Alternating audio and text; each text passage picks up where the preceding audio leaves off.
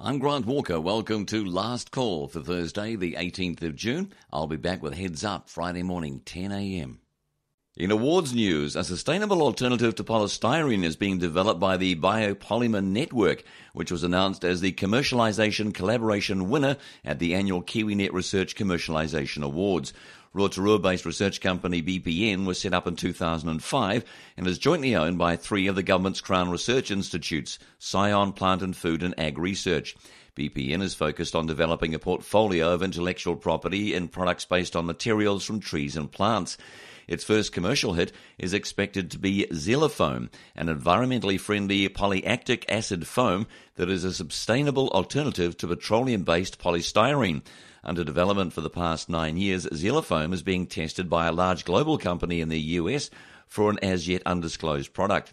BPN Chief Executive Sarah Hine said the focus now is on proving the technology works in large-scale volumes in partnership with Auckland plastics maker Barnes Plastics and the US company. The judges said Xylofoam addressed a huge world environmental issue and that BPN was actively engaging business partners to capture the value of the intellectual property. Ms. Hines said she's hopeful Xylofoam can be released commercially by the end of this year, with production staying in New Zealand if the US deal pans out. The technology would also be licensed to other manufacturers when used for packaging. BPN has retained full ownership of the IP, which Ms. Hines said isn't always easy when doing international collaboration to take a product to market. She said the world polystyrene market is worth around $38 billion US.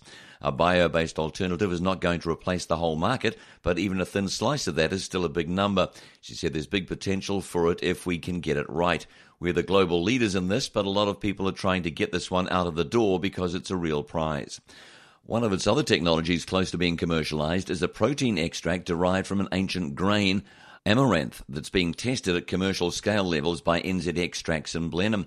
Known to the Aztecs as grain of the gods, amaranth is a protein source rich in bioactive peptides. Ms. Hines said the extract's properties enhance personal care products such as shampoos and face creams.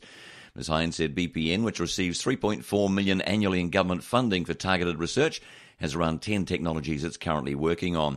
The Supreme Award winner, though, on the night was Professor Andy Buchanan from the University of Canterbury, whose research lifted engineered timber buildings into serious contention against concrete and steel for large span and multi-storey buildings for the post-earthquake Christchurch rebuild.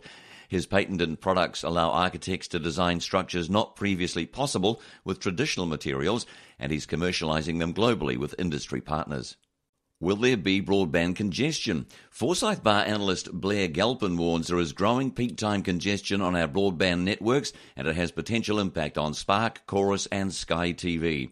Recently, Commerce Commission contracted broadband tester TrueNet warned about internet traffic congestion in the evenings, and its May report says the problem is getting worse. The culprit is the streaming video boom that has occurred since Spark made Lightbox free in January, and more since Netflix New Zealand launched in March. Sky TV's Neon joined the fray soon after. Chorus, easily the largest network operator, recently said traffic increased a staggering 40% on its network between January and April. Spark says average monthly household data use jumped 29% between February and April. Slingshot says Netflix streaming alone now accounts for 25% of the traffic on its network. In a new research note, Mr. Galpin warns backhaul upgrades will be necessary to overcome the traffic jams. Spark CEO Simon Muta has already warned about congestion and says Spark network upgrades are underway. Mr. Galpin says for the network providers such as Chorus and Spark, resolving congestion issues requires limited incremental investment. However, demand growth will continue to accelerate. If a longer-term solution isn't found, either connection speeds will slow or end users or industry will need to absorb the cost of accelerating upgrades. Mr. Galpin says reducing congestion on Spark's portion of the network is a relatively small incremental investment. He said the best outcome for Spark is if Chorus is required to accelerate its investment in backhaul services by the Commerce Commission. In follow-up comments to NBR, Mr. Galpin says the crux of things is whether the Commerce Commission includes backhaul upgrade costs in its review of Chorus's regulated wholesale copper broadband pricing, due to finally wrap up later this year. An alternative scenario is the regulator allows Chorus to charge for a premium service. This is NBR Radio on Thursday, June 18th. I'm Owen Poland. Freeview has named July 1st as the launch date for its hybrid broadband broadcast TV platform. For more on that story, I'm joined by technology editor Chris Keel. What do you make of that? I think it's a really positive step. We've got Freeview introducing a platform. If you're using Freeview today, it'll be a similar sort of concept, but you'll have the broadcasters online content like TVNZ On Demand, 3 Now, Maori TV On Demand, all in the mix. So you just have your regular TV remote and you'll click through TV1, TV3, TV4, and then you have a screen where you can just browse around TVNZ On Demand, 3 Now and so forth. So it's treating broadcast and broadband as all just one pool of content. I hope we don't need to buy another set-top box, Chris. Unfortunately, you do. That's rather the hook to it. So even if you bought a smart TV in the last year or so, that's no good. Freeview has been working with all the big TV manufacturers, Samsung, Sony, Panasonic, LG and so forth, but it's really only models released in the last couple of months and officially from July 1 that will be compatible with Freeview Plus. And if you're using a set-top box for your Freeview, you'll have to get a new one of those as well. So it's sort of like ground zero, and it's really going to take 2 or 3 years until there's a decent number of Freeview Plus sets in the market. I noticed in the Nielsen daily ratings, these Plus channels, the existing ones, get 2 or 3% of the daily audience, which is fairly small. But also, is this another sign of, fragmentation in the market? It is. It's fragmentation. Partly it'll be exacerbated by the fact that Freeview Plus will allow broadband-only channels. So like last year we had Somewhat Sports, which was a Sky and Freeview channel, went into liquidation. It just couldn't afford to pay $800,000 a year or so to Cordia, which handles Freeview's transmission. But with broadband-only, that will be a lot cheaper. So you may see some niche channels coming in, which will be more fragmentation, but it's also, in a way, it's drawing everything together. So like when you search for a program name in Freeview Plus, it'll just search all the broadcast channels and all the broadband on-demand content and just treat it all as one pool. So in a way, that's sort of bringing all the content together, at least so the couch potato doesn't have to reach for their laptop or their tablet if they want to get some on-demand content. So what kind of interactive capability is it likely to have either now or in the future? At the moment, it's just all about having the online and offline content together. In future, Freeview Plus, the technology that they're using will support interactive things, like you could be watching Top Chef, and if you like the ingredients for a dish, you'll be able to click a button and order them, or order the clothes that an actor wears or something. So there's all that sort of interactive stuff that, in theory, it supports. And despite the name Freeview, it also supports paid content. So if TVNZ or MediaWorks wanted to have a few on-demand movies or special events on a pay-per-view basis, this technology actually supports that. Fascinating stuff. That's technology editor Chris Keel. NBR Radio with Hotel de Brett, your home away from home, but with better service. NBR Radio. To the construction industry. People looking for a job in the construction and engineering sectors may not be as spoiled for choice as they may have been in the past. The latest figures from MBIE reveal fewer jobs are being advertised in the construction and engineering sectors. MBIE's online monthly jobs report, which measures the changes in job vacancies advertised by businesses on Seek, Trade Me Jobs and the Education Gazette, reveals there were 2.2% fewer jobs advertised in construction and engineering in May compared with the month before. Hiring intentions were up 1.1% in January when compared with December, but the report shows the number of vacancies in these sectors has been losing steam in every month of 2015. MBIE Labour Market and Business Performance Manager David Patterson says although there can be volatility when measuring employment intentions month to month, this year's figures show growth in the construction and engineering sectors has not been as strong. Mr. Patterson says hiring intentions for the construction and engineering industries may plateau at this level for 2 to 3 years. He says obviously firms don't need to recruit as many new workers once they are at that peak level, it's at full capacity. The report showed skilled jobs advertised online in May were down 0.7% on the previous month, but up 4% on this time last year. The IT industry had the largest increase in vacancies, up 1.3% from April. The latest Manpower Employment Outlook survey said New Zealand employers are heading into the third quarter with the weakest employment outlook in more than 5 years. The figures reveal just 17% of employers were looking to increase their business headcounts. To the CTV building, the Institute of Professional Engineers accepts the decision by an independent disciplinary committee dismissing its complaint against Dr. Alan Ray. IPENS lodged the complaint in December 2012 because it believed Dr. Ray had failed to disclose his involvement in the design and construction of the CTV building when he applied for registration in April 2011 following the Canterbury earthquakes. The CTV building collapsed in February 2011, killing 115 people. IPENS Chief Executive Susan Freeman-Green says IPENS won't appeal the committee's decision. But she says IPENS is breaking with normal practice by publishing the committee findings on its website. The committee report outlines a disagreement in interpretation of a discussion Mr. Ray had with IPENS registration assessors. Dr. Ray contends he disclosed his firm's connection to the CTV building, but the assessors maintain he did not. Dr. Ray's lawyer argued that even if Dr. Ray failed to disclose his connection with the design and construction of the CTV building, it could not be a representation for the purpose of Section 21(1)(d) of the Chartered Professional Engineers of New Zealand Act 2002. Only a positive representation could constitute a breach of that provision. The committee concludes that mere silence, the failure to disclose a discrete fact, will not of itself constitute a false or misleading misrepresentation under the section. It said, and I quote, "We conclude that there was no duty on Dr. Ray to disclose his firm's role in the design of the CTV building. The interview process was directed to establishing his current competence. He was not and could not be expected to make full and comprehensive disclosure of the buildings he or engineers associated with him had designed during the course of his career. It was natural that he should focus on his more recent work. Dr. Ray's omission to state that his firm had been involved in the design of the CTV building did not render false or misleading any other statement he made in the course of the interview process. He did not assert that his buildings had stood up well in the recent earthquakes." That was an inference drawn by the assessors from their discussion with him. It was not a conclusion that Dr. Ray had any reason to think would be reached from what was said in the course of the interview. Unquote. To emergency calls.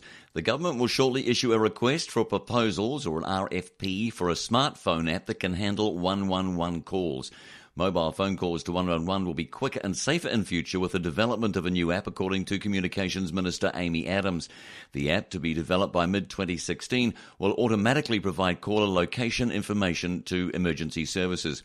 Each year, there are more than 1.3 million genuine calls to 111 emergency services. In 2014, 73% of all calls to 111 were made from a mobile phone. Ms. Adams says emergency services sometimes have difficulty pinpointing the caller's exact location. People can't always give an accurate address in an emergency. They may not know exactly where they are or are somehow prevented from providing details. The ability for emergency services to receive more accurate locations of callers was recommended by Coroner Ian Smith in response to the death of Jason Roach, who died in December 2010 after calling police who could not locate him. Ms. Adams says mobile callers who download the app and use it to dial 111 can also connect directly to the emergency service they require, rather than going through an initial transfer process to fire, police or ambulance. The new app will also have the ability to distribute information to the public based on their geographical location, such as in the wake of natural disasters. This public alert information will be available to those who choose it on an opt-in basis. The new app will be free for users to download. The overall cost of the new emergency response system will be met through the Telecommunications Development Levy, a tax on telecommunications service providers that raises $50 million a year. The project to develop the new system will be jointly led by the Ministry of Business, Innovation and Employment, and Police, and procurement is expected to get underway by the end of the month.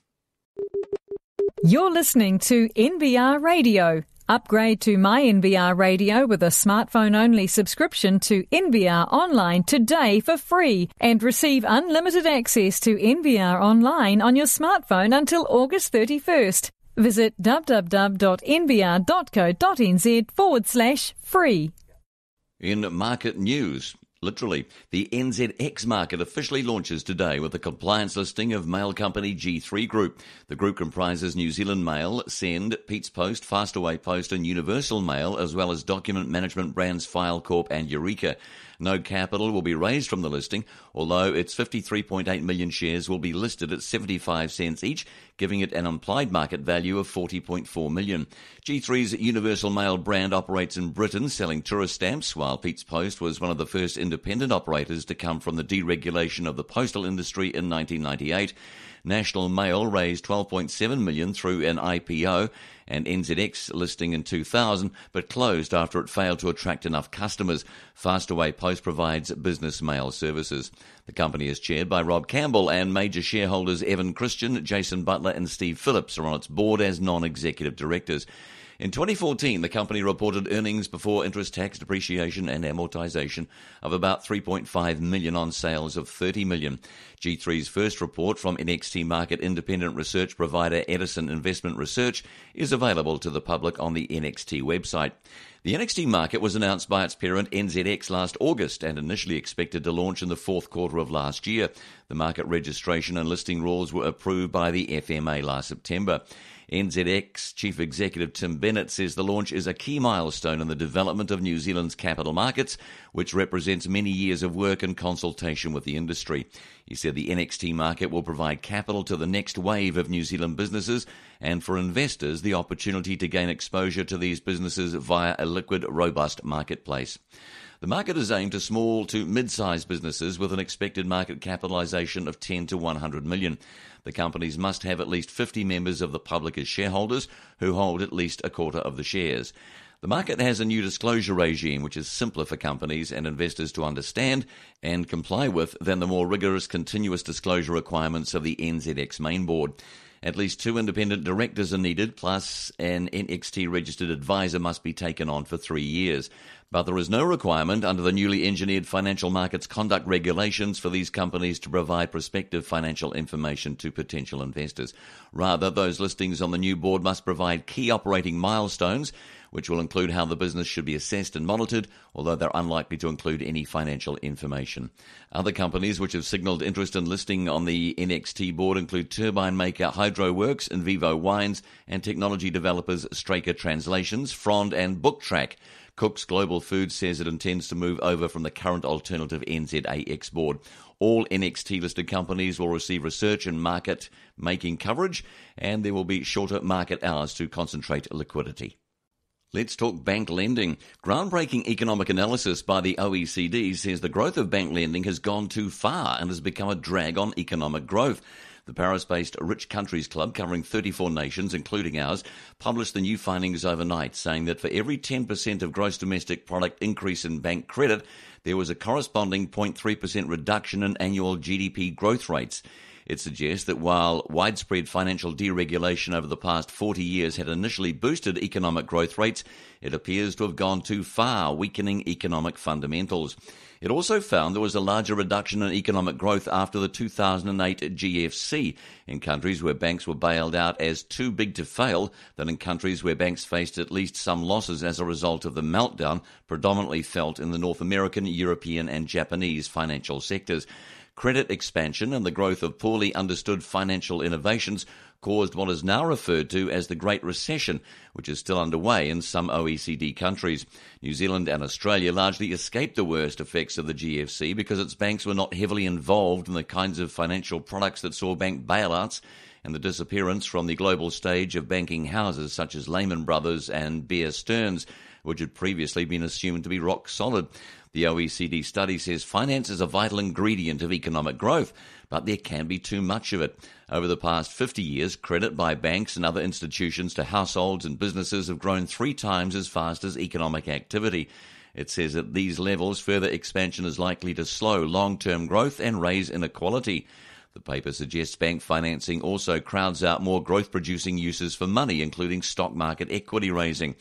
While there is short-term harm to economic growth when measures are taken to restrict the growth of bank credit, it says reforms to make the financial sector more stable can be expected to boost long-term economic growth and improve economic inequality. The banking sector contributes to inequality both because higher income earners derive greater benefits from credit-financed activity than people on low incomes, and because of its high wages compared to other industries. This premium is particularly large for top income earners, the study notes, with the bank sector workers in Europe making up 20% of the top 1% of income earners, while the sector provides only 4% of total European jobs. Public trust in the banking sector would improve if there were restrictions on pay that reward short-term success without taking account of long-term consequences. The study suggests much progress has been made since the GFC to require banks to hold more capital to improve their buffers in the event of financial sector volatility, but proposes that too-big-to-fail banks should be forced to break up into smaller pieces, be structurally separated, and be subject to capital surcharges and credible resolution plans. This is NBR Radio on Thursday, June 18th. I'm Owen Poland. Fund manager Milford Asset Management will pay $1.5 million to settle claims by the Financial Markets Authority that it's liable for manipulating the share market. For more on that story, I'm joined by reporter Tim Hunter.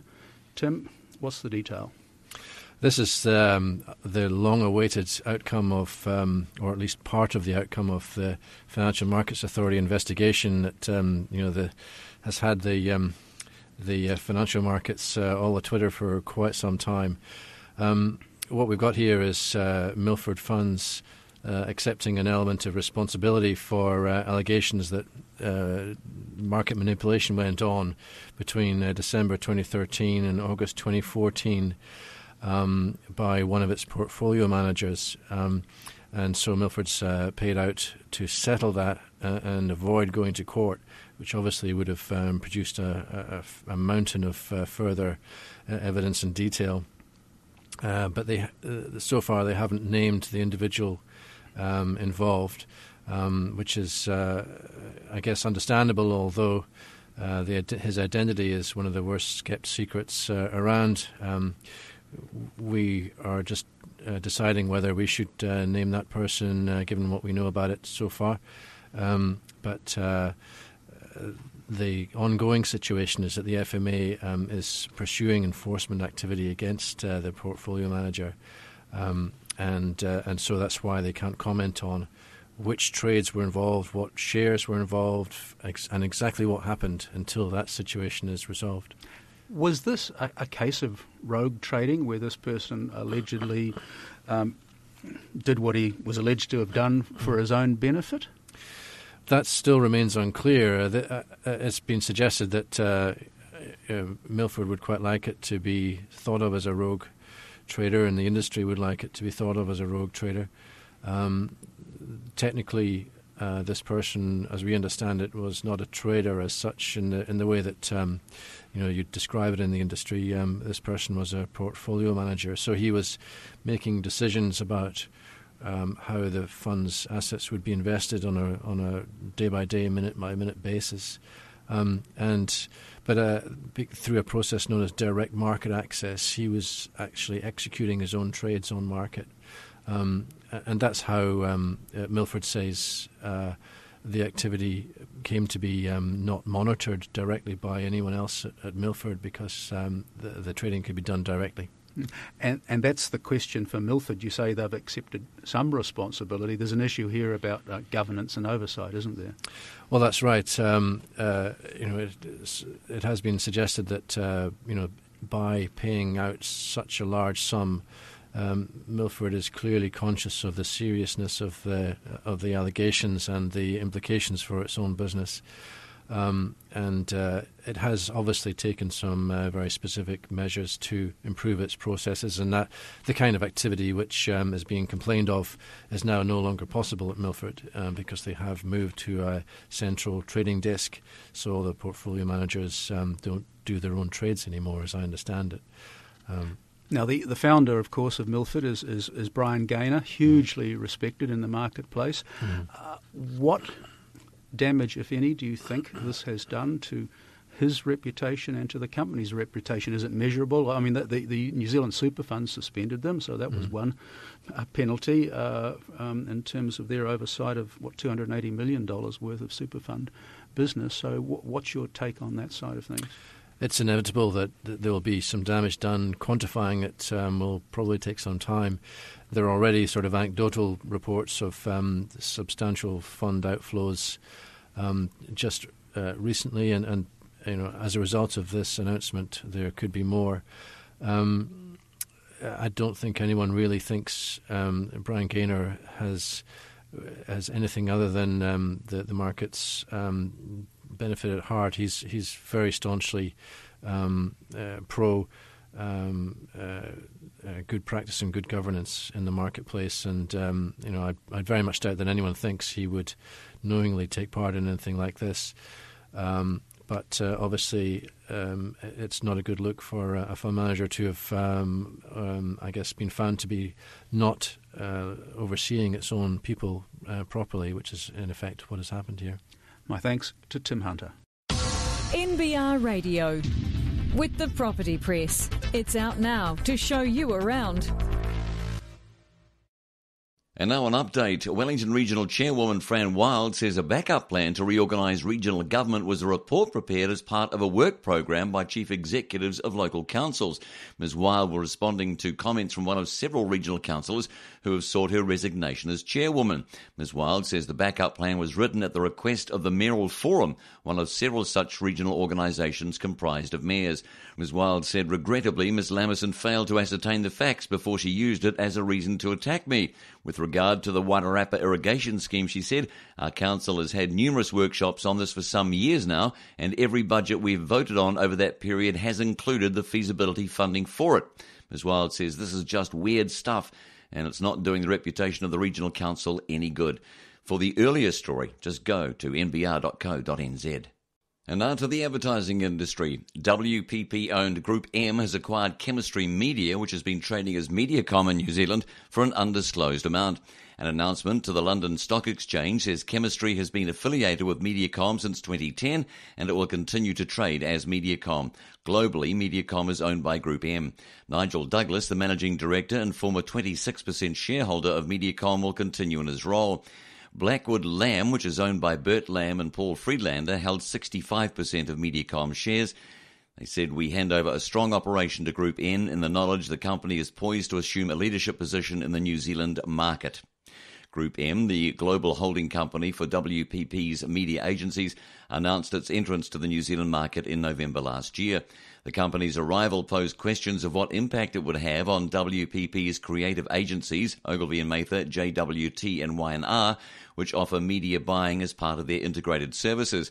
WPP says New Zealand and Australia are fast-growing markets, generating $1.2 billion in revenues in 2014 and employing 4,000 people. According to Nielsen rate card figures for agency expenditure, Omnicom's media agencies have long enjoyed dominance in the local market with 34% of the market share. Group M agencies, including Mediacom, follow in second place with 22%. Chemistry's clients include BNZ, Fonterra, Nestle and restaurant brands. Group M New Zealand Chief Executive Sean Seamer says the acquisition further solidifies the company's commitment to the New Zealand market. Mr. Seamer hinted that the company intends to extend its network through organic growth and further acquisitions. NBR Radio. Free to air online with business news you can use. This is NBR Radio on Thursday, June 18th. I'm Owen Poland. Australian retailer Woolworths is in turmoil across the Tasman with the pending retirement of its chief executive. In his editor's Insight today, Neville Gibson examines the upheaval at Woolworths and looks at whether there are any implications for New Zealand. Neville, what's behind this dramatic move by the CEO? Well, the chief executive we're talking about is Grant O'Brien, who's aged just 53 and was appointed in 2011. Obviously, his retirement is coming a little bit early, and he's been with the company for 28 years. In a trading update released yesterday, he announced his retirement amid news of further financial setbacks, and this comes just 5 weeks after he unveiled a major 3-year turnaround plan for investors and a second profit warning within as many months. This follows changes back in February when the then head of supermarkets, Tjerd Yegan, he was an import from Europe, was replaced by Brad Banducci, another import but from South Africa. He was also the successful manager of the Dan Murphy's liquor chain in Australia. So just how bad is Woolworths' financial situation? Well, it's not going out of business. We're really talking about whether you've got good performance or even better performance. Annual sales will still be well north of $60 billion in the June year, but the profit is expected to be static at $2.5 billion. That's Australian. And yesterday's announcement also warned there'd be a write-off from the bottom line of around about $270 million. This is from increased redundancies and losses from the sale of surplus properties they no longer are going to use. But what's worrying investors is that Woolworths is losing ground all the time against its biggest rival, Coles, and of course other people in the market like Aldi, the German discounter. They sell a limited range of house brand goods at super low prices, and Woolworths is working against shopper perception that it's more expensive, and from changes made by Mr Yegan earlier, they feel as though they're getting less service. It launched as part of this turnaround $125 million promotion and price cutting in April, but Mr O'Brien said this didn't work, he's failed, and he's told the board new blood is needed. So is there any hint of a succession plan?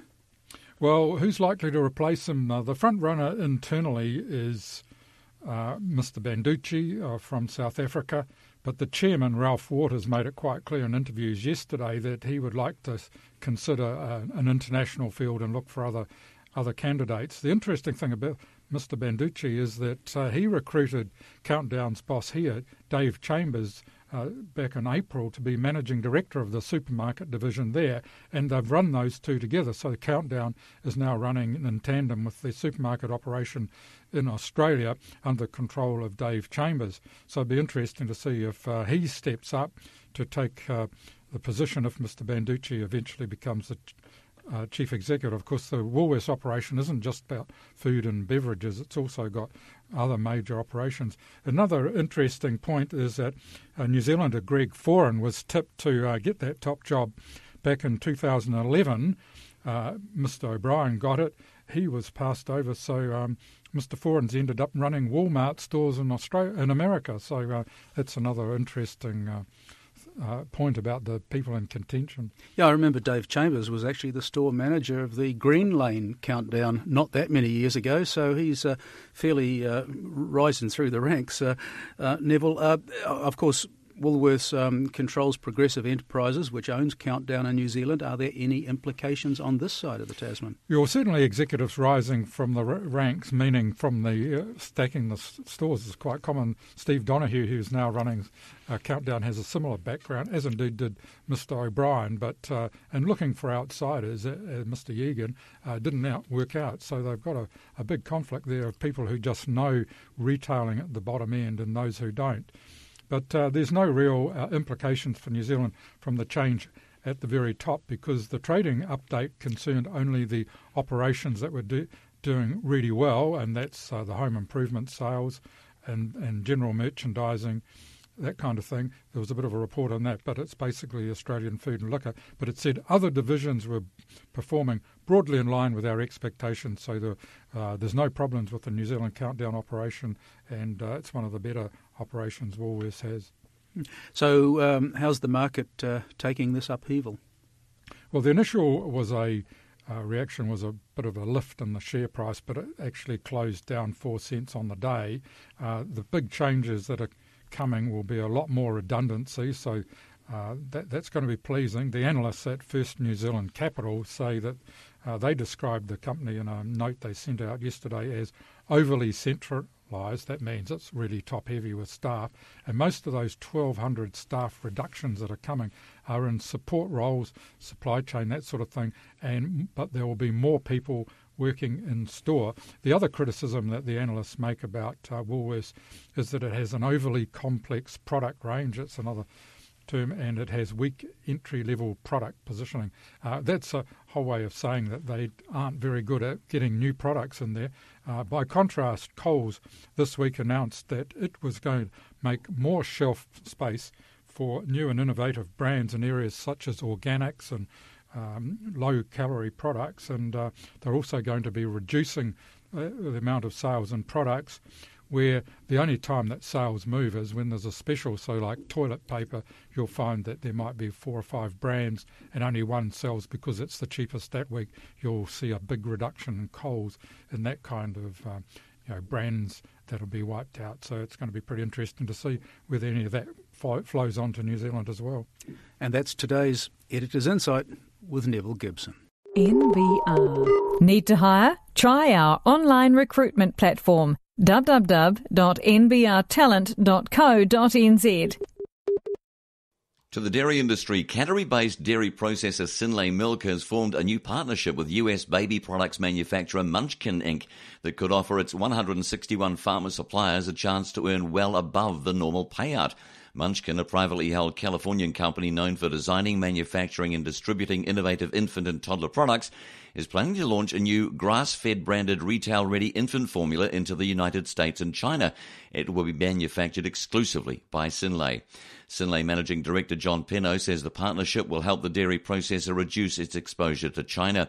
He says we are cognizant of ensuring our infant formula business does not become overly reliant on the China market, and so Munchkin, with its focus on the United States market, is a potentially important addition to our growing portfolio of retail-ready infant formula customers. The raw milk used to manufacture the infant formula is subject to a new grass-fed standard, which requires cows to be exclusively grazed on a pasture and crop-based diet with no grain feeding or feed not grown in New Zealand. Farmers will be independently audited to ensure they stick to the standard. Munchkin Chief Executive Steve Dunn says the company's forecast gross revenue for the 2015 financial year is more than $300 million US, and he expects the new grass-fed infant formula business to contribute significantly to its bottom line over time. Synlait is looking for up to 25 suppliers, depending on size, to join the grass-fed standard. The carrot is a premium for their milk above the $5.50 per kilogram of milk solids the company has forecast as its farmgate milk price for next season. This season's milk price is expected to be between $4.40 and $4.60 because of continued low global dairy prices. Synlait won't reveal what the premium for grass-fed will be, but it's expected to top the existing range of premium earning options it provides farmers, which include A2 milk, Imuron colostrum, and its best practice dairy farming program, Led with Pride. The company doesn't reveal what premiums are paid for A2 or Imuron, although it does for Lead with Pride. Farmers on the internationally recognised ISO 65 Dairy Farm Assurance Program are split into two bands, with Gold Plus accredited farmers receiving an extra 6 cents per kilogram milk solids and Gold Elite an extra 12 cents. Only one supplier has made Gold Elite status to date. Synlait has 8 certified suppliers under the program and a further 15 due to be certified in July. A spokesman says Synlait says the grass-fed program will pay significantly above that 12-cent premium given the value of the milk for us. Mr. Penno says the company's focus is on ensuring it continues to provide its milk suppliers with opportunities to earn more for their milk over and above the base price. In cruise news, the world's newest cruising megaliner is coming to New Zealand late next year, regardless of berthing facilities at Auckland and other ports. Royal Caribbean International says the billion-dollar Ovation of the Seas will first call at Dunedin after sailing from Sydney on December 15, 2016 via Hobart and Milford Sound. It will then call at Wellington, Picton and Tauranga before reaching Auckland on December 27. As there are no berthing facilities in Auckland for the liner, it will be anchored in the harbour and passengers transferred by smaller boats to land. Ports of Auckland cannot provide a berth at Jellicoe Wharf, which is used by the Queen Mary 2 when it visits Auckland, and there is nowhere else suitable to tie her up. POAL says it cannot close down the wharf to general cargo for a week while the Ovation of the Seas is in Auckland. After calling at Auckland, the cruise liner will make 10-night New Year cruise around New Zealand from December 30, with calls at Fiordland, Dunedin, Wellington, Napier and Picton.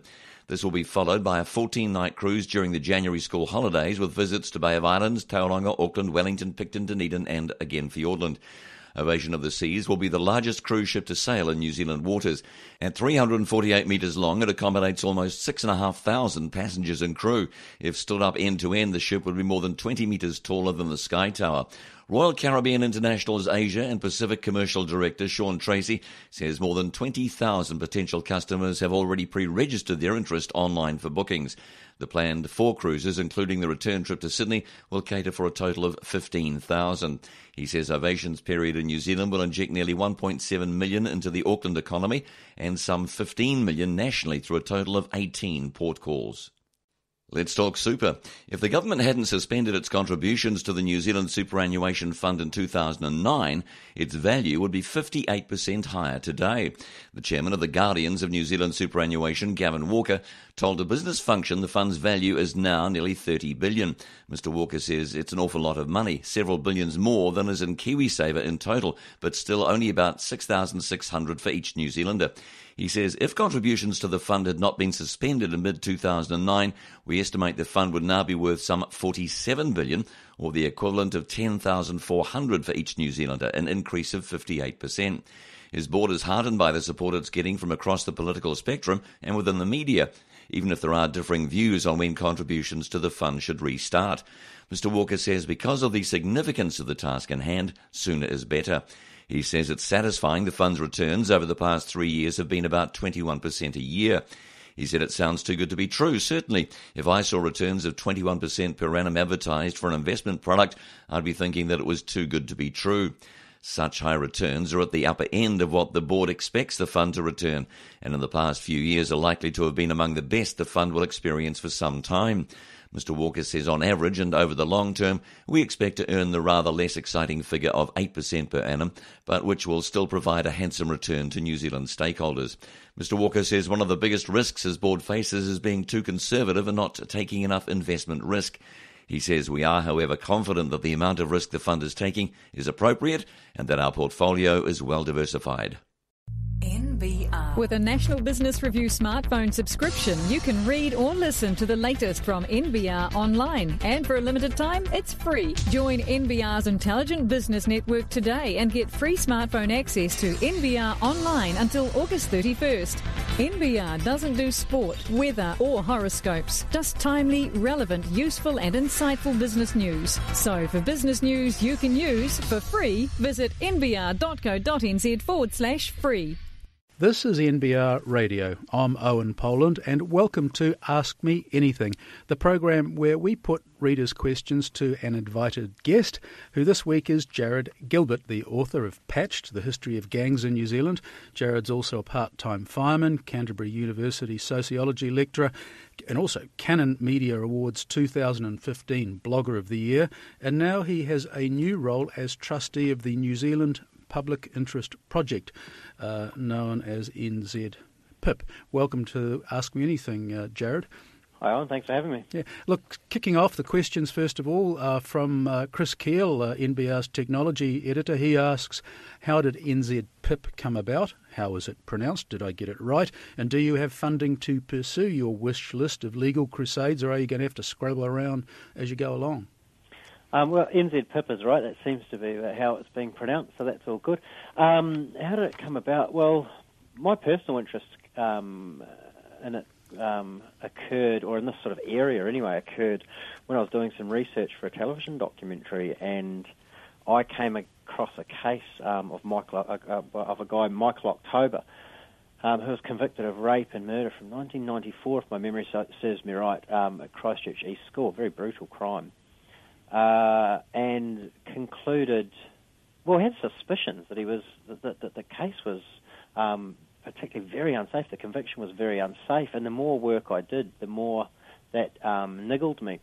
And then when I met the people who had committed the crime, who have put their hand up for it, and who deny wholesale that they'd seen or heard of Michael October before, which of course fits with all of the DNA evidence at the scene, one feels a bit obliged to sort of pursue this. And I'd met Tim McKinnell, who obviously was absolutely instrumental in getting the Tina Pora case off the ground, and we'd become friends. And so I sought advice from him for the group that we'd formed down here to look at Michael October's case. And from those sort of early formations, or formulations really, we thought that it might be an idea to set up this body, and it grew from there. Now, in relation to money, no, we have none. And so we've partnered with the University of Canterbury, and so we have the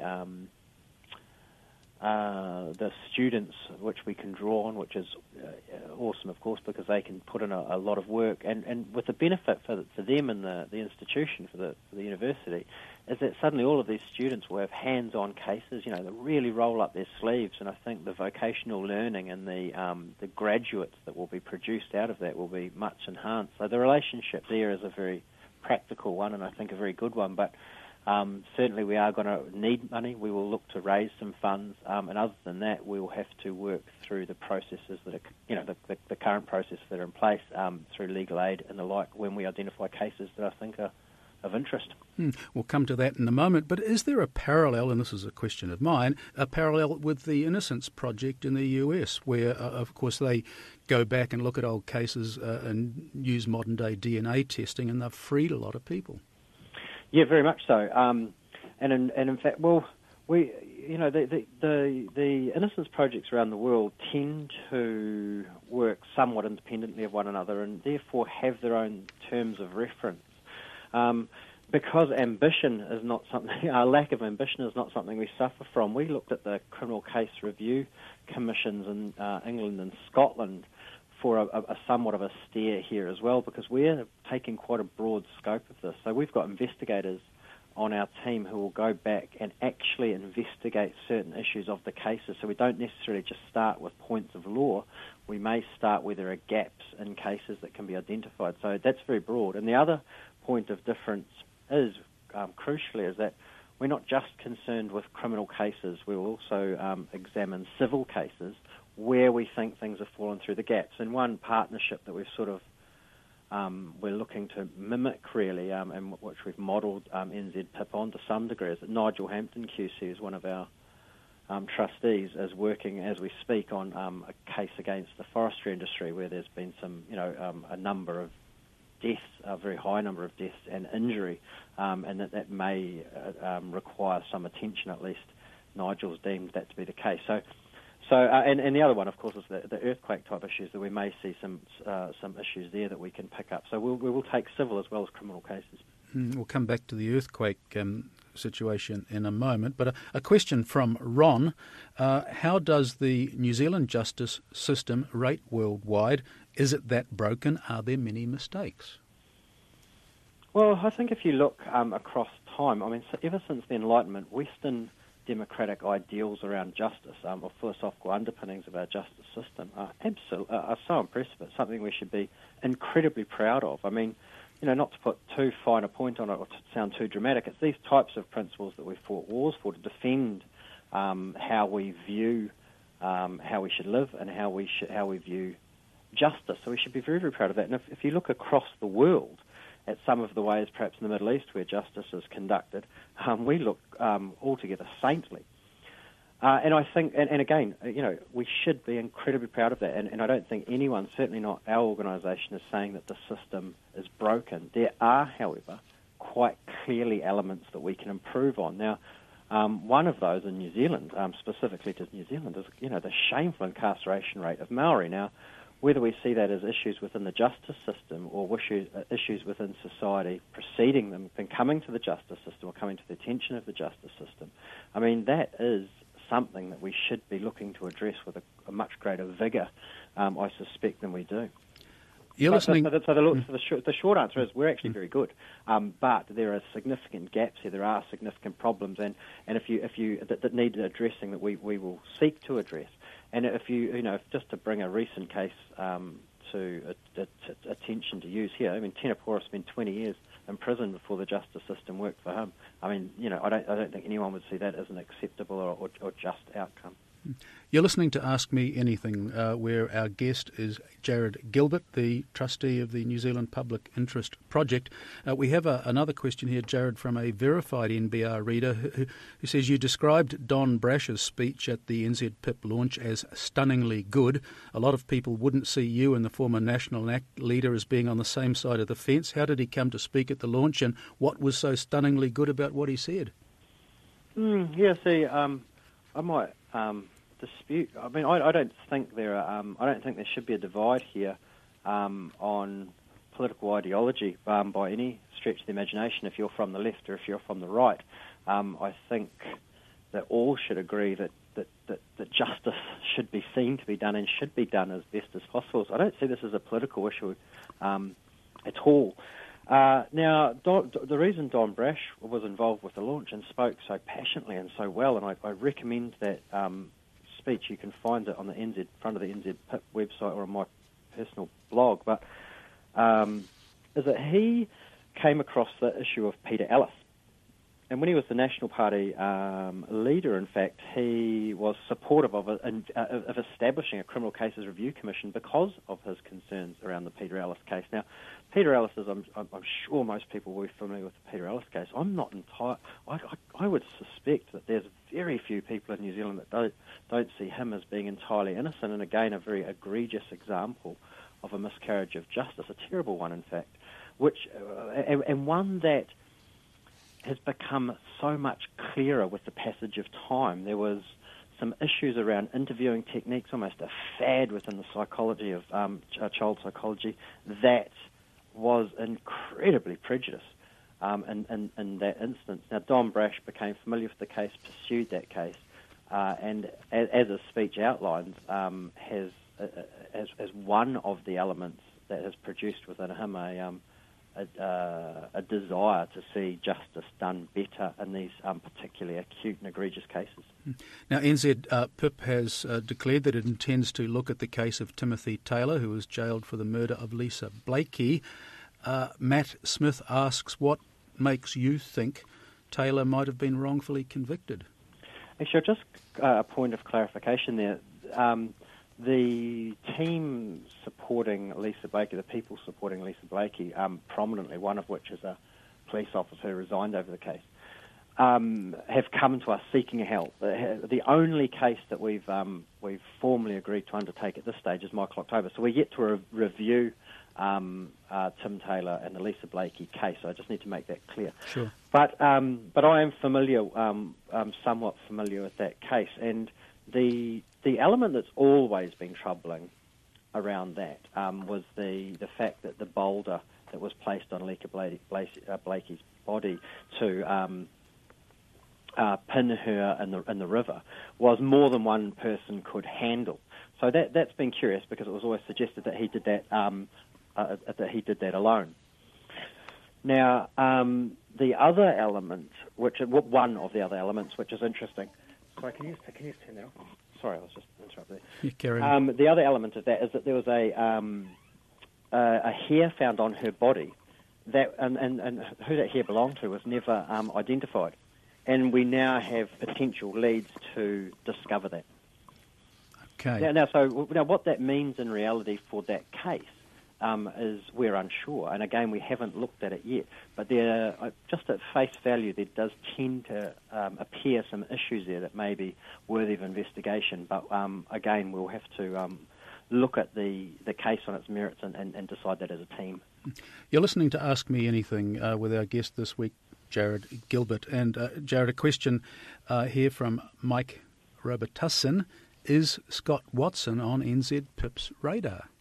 Yes, he is, and he's come to us, and Kerry Cook, one of our trustees, is currently working on the case. A very interesting element of that, actually, which is almost a somewhat of certainly related, but a little bit of a sideline to his case specifically, to get Mike White, the very, very good justice reporter, to be allowed to interview him. So he is on our radar, and again, that's one of those cases that just sort of just persists, doesn't it?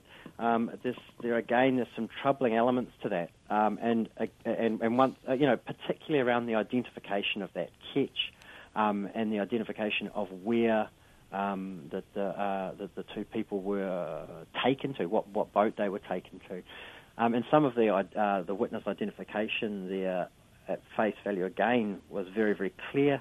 However, it does not fit with the case against Scott Watson. Now, once again, this does not mean Scott Watson's innocent, does not mean we think he's innocent, but it is a case we will certainly look at to see if there's elements that we might be able to assist with. Now let's look at the potential for civil action on behalf of Christchurch earthquake victims. A verified NBR reader asks, what would that revolve around? You've talked about middle-class people being frustrated by bureaucracy, but what issue would a class action turn on exactly? Well, I guess I assume, and we've got a partner from Lane Neve, Dr. Duncan Webb, who's been an academic at the university, but also practices law, who's pursued a lot of these cases and issues, and who may be more qualified to speak about that than I am. But it would largely revolve around issues of contract. That you have a contract with, a form of contract with EQC, certainly with your insurer, and if after 5 or 6 years down the track, you haven't had your house rebuilt or your repairs done. Clearly, there are some issues there. But see, I think this is the Christchurch earthquakes, for me at least, have raised some really interesting issues, because on paper there are processes to deal with all of the concerns that people have. However, they're not being addressed.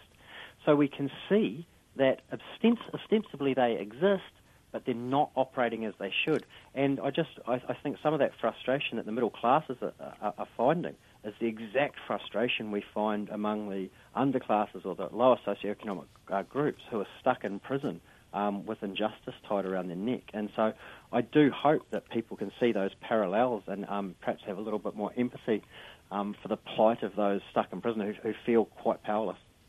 Now, Mark Wilson, an NBR reader, asks, did you think about leaving Christchurch after the quakes, and how do you rate the rebuild so far? Are you optimistic for the rest of it?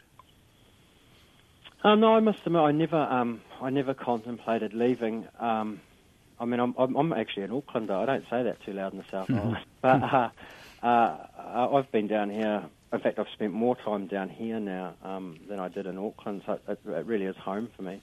And without sounding too irrational, there was a certain part when everybody was leaving, and I certainly don't blame those who left. It was a horrible, a terrible and very trying time for so many people.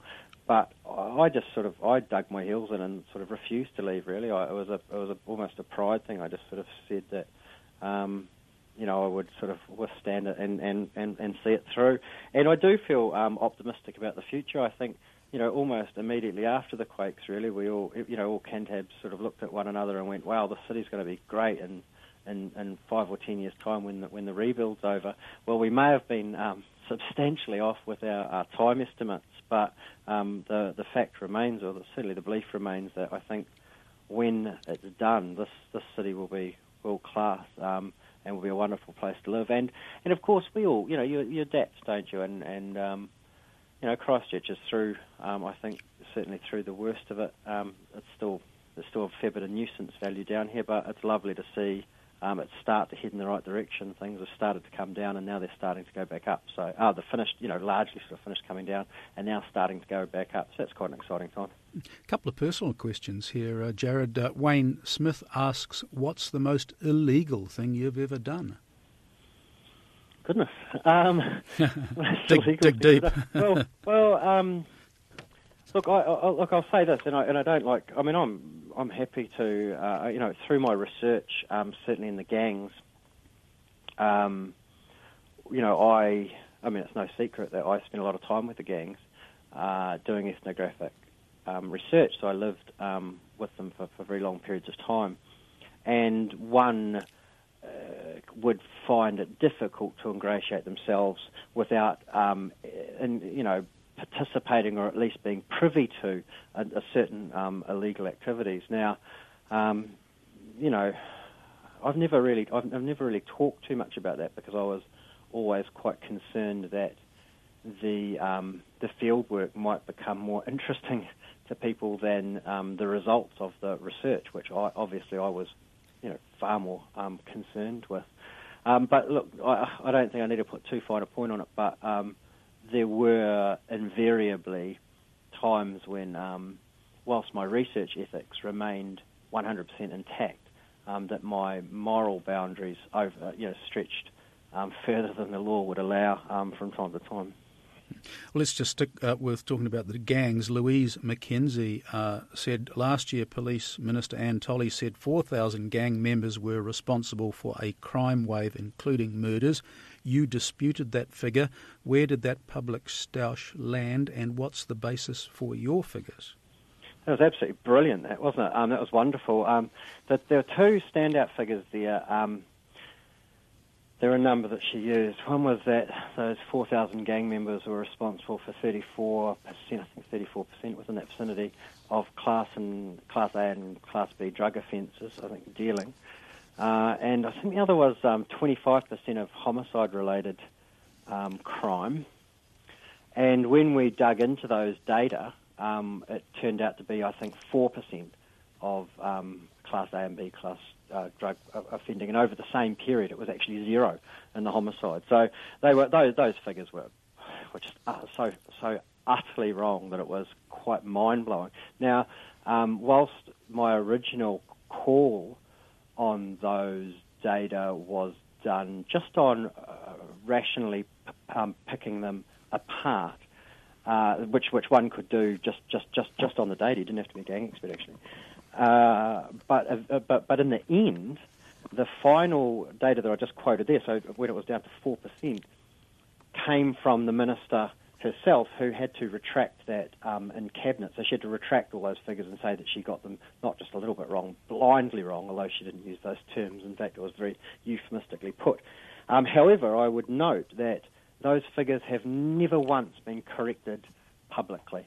Not once. So in the build-up to the election, we can be told that these 4,000 gang members are committing swathes of this country's crime, when in reality they were committing single digits, and yet that's never corrected publicly.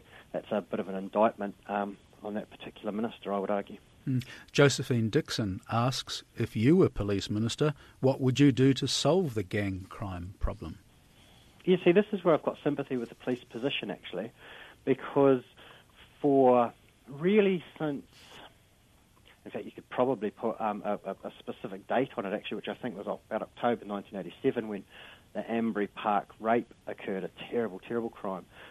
What that signalled, really, among a few other things, but that was sort of the pivot point, was a shift from social policies targeting gangs to gangs being solely a law and order problem. So what we've said to the police basically is, gangs are a crime problem, go away and solve them. Well, that's never worked in New Zealand, and it's certainly, and indeed it's never worked around the world. Gangs are a very complex social phenomena that come about for reasons other than crime. Quite demonstrably that is true. That's not just a finding of my research, but again, research, all gang research actually.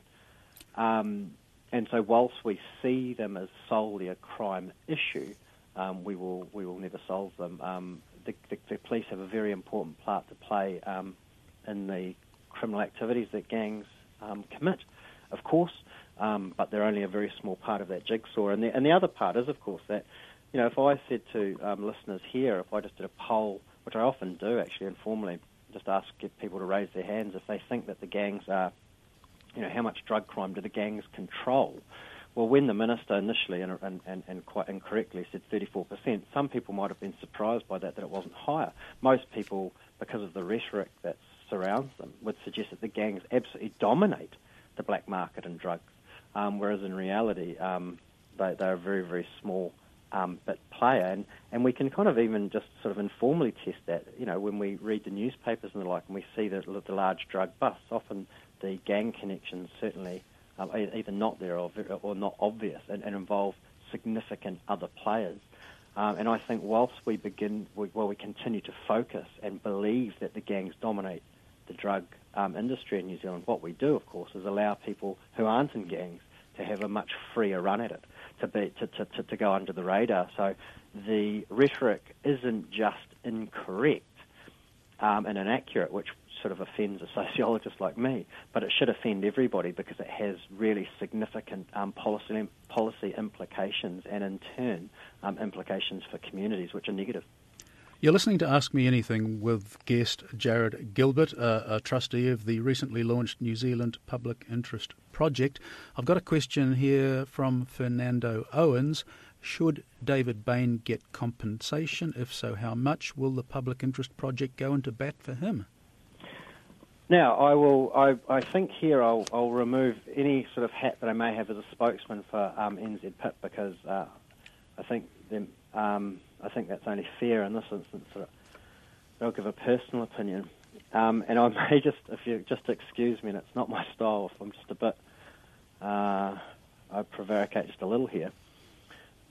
What I will say quite clearly is this: that in my opinion, and it is just my opinion, Robin Bain didn't commit those crimes. The father did not commit those crimes. I think the evidence pointing to the fact that he did is so weak. The circumstances surrounding it would have to be, for him to have done it, would have to be so remarkable as to make it, if not impossible, then extremely unlikely. Now, people can draw conclusions from that as they will. Okay.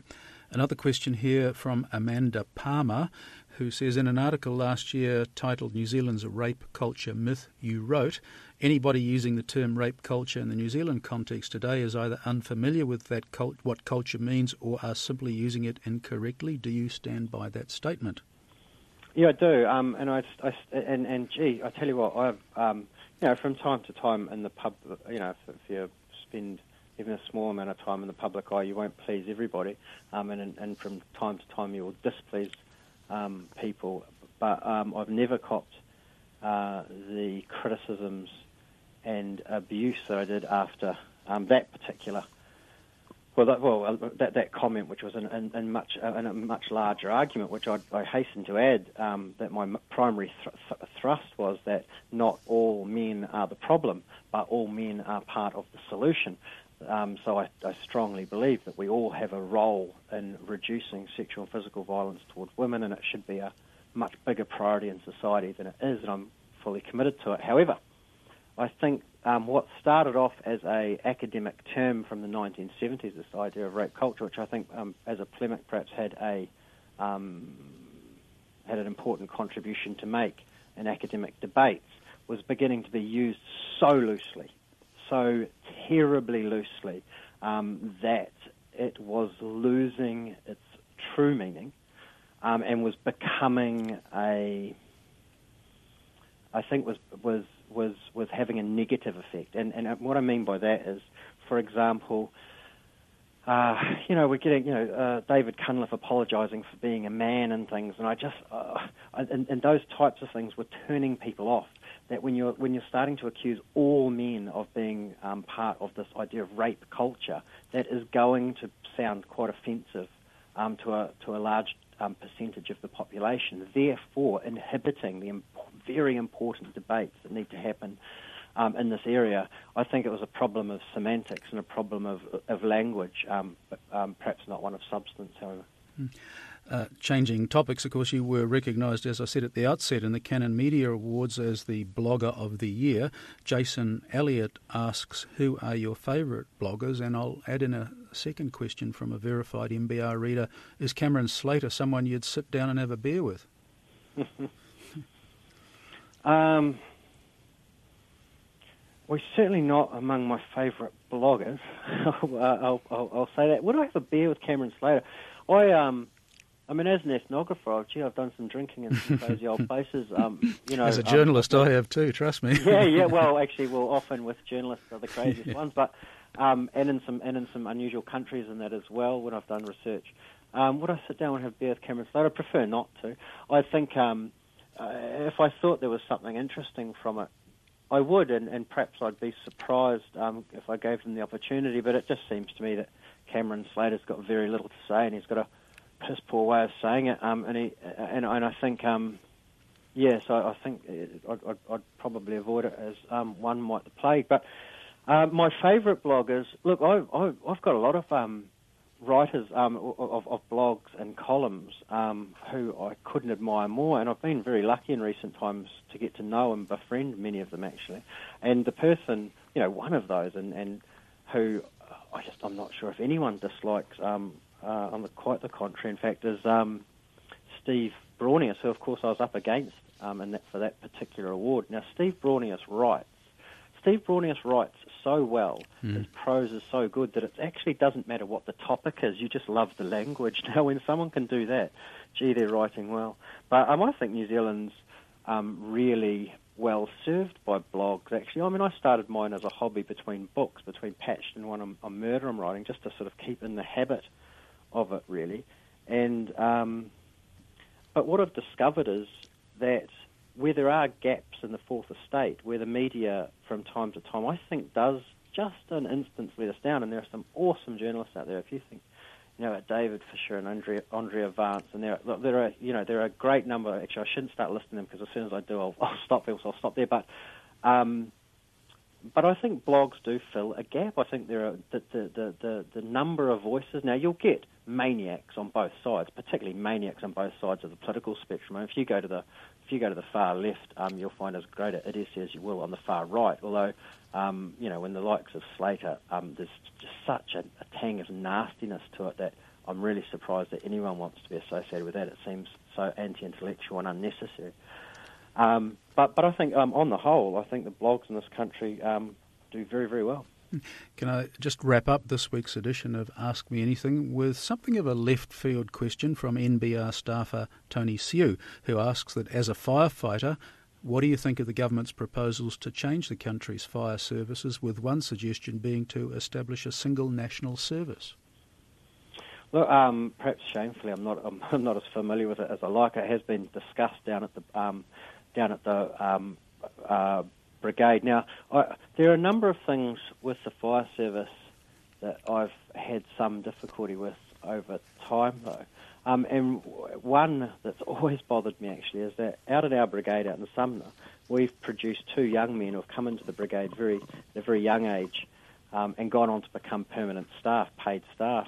And the fire service union doesn't allow them then to volunteer at our brigade. So all other occupations are encouraged to volunteer. Union staff are banned from doing so, which I think has always sort of stuck in my craw. But if I can just give a plug to the brigades, I mean the overwhelming number of firefighters in this country are volunteers, and the work is at times very, very challenging. But it's a tremendous, if you can call it a hobby, to have. And I would encourage anybody, anybody to get, if they're so inclined to get involved. And that's this week's edition of Ask Me Anything. My thanks to guest Jared Gilbert, a trustee of the New Zealand Public Interest Project. NBR Radio with Bayleys, New Zealand's leading commercial real estate company. I'm Grant Walker with Last Call. Here's what's trending on NBR Online. Jetstar to launch a regional service in December. NZX hikes fees fivefold for small businesses on the NZAX. Economic growth tumbles, but still above the OECD. Construction job vacancies lose steam, and Milford portfolio manager on extended leave. To find out more on those stories, log on to nbr.co.nz or stay tuned. Those stories coming up next on NBR Radio. To the courts, a property investor has been ordered to pay more than $1 million to his former company following evidence which raises concerns about how the money was used. Carl Weikart is the sole director and shareholder of Alpha Box, a property investment company which predominantly sold to mum and dad investors. The company went into liquidation in May 2010 on the application of Inland Revenue, which is owed more than $180,000. But in November last year, Alpha Box's liquidators, Deloitte, sought an order against Mr. Weikart to contribute more than $1 million to the assets of the company. The case was heard on the High Court at Auckland before Justice Mary Peters, who last week ruled Mr. Weikart should pay the full amount. Justice Peters' judgment says the liquidators had argued Mr. Weikart breached his director duties when Alpha Box advanced the money to related entities known as the Circle Group over 6 months between 2007 and 2008. Mr. Weikart contended the payments were not loans but were made to meet the company's share of expenses the Circle Group had incurred for revenue generated by Alpha Box. He and his business partner, Mark Saunders, owned and ran the other Circle Group companies, of which all but 2 went into voluntary liquidation. Mr. Weikart's evidence was the companies operated as a group, but it ran into difficulty during 2007 when market conditions worsened and ceased trading by the end of the year. He says there was never any intention that payments made to 9 different companies over a 6-month period would ever be recovered by AlphaBox and that they were to meet expenses. But the liquidators say the transfers were always represented as intercompany advances in the company's financial records, and as such making them, while not paying IRD, breached Mr. Weikart's duties as director. Justice Peters ruled the records supported the submissions these payments were loans by AlphaBox. The judgment says Mr. Weikart acknowledges that all of this evidence points to the fact that the payments were loans. Despite this, Mr. Weikart maintains the transfers were legitimate payment of expenses. Justice Peters also found Mr. Weikart's evidence gave cause for concern. The structure of a lease for the Circle Group's company's officers suggested self-interest in this payment at least. The judgment says similarly some of AlphaBox's funds were applied to repay or reduce a facility granted to Mr. Saunders' parents and secured against their home. Not only did Mr. Weikart fail to discharge the evidential onus on him to establish the payments were expenses, some of his evidence raises concerns as to how the funds were applied. Justice Peters found he breached his duties and ordered he repay the full $1,021,692.83, despite AlphaBox's debts totalling only about $180,000. To a poll result, NBR subscribers overwhelmingly support effective changes to the way electricity transmission charges are applied. Of those voting, 79% support the changes being applied to both new and existing assets, although they are split as to whether the new charges should be applied immediately. 34% think they should, or whether there should be transition arrangements. 45% support this. Only 21% support the changes being applied to new transmission assets only. Because capacity currently exceeds demand, it's unlikely any new assets will be built for several years, so applying the changes to new assets only would essentially mean the status quo. Transmission charges make up about 11% of the average consumer's electricity bill.